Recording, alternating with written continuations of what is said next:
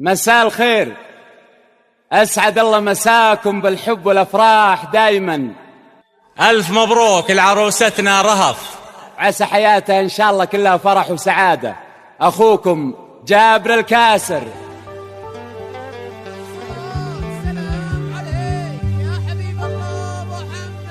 رهف بحفلنا مثل القمر للنديم، فرحة غرد القمر على شانها، أقبلت رهف وهب الغلا والنسيم، غيمة يروي الولهان هتانها، غيمة يروي الولهان هتانها.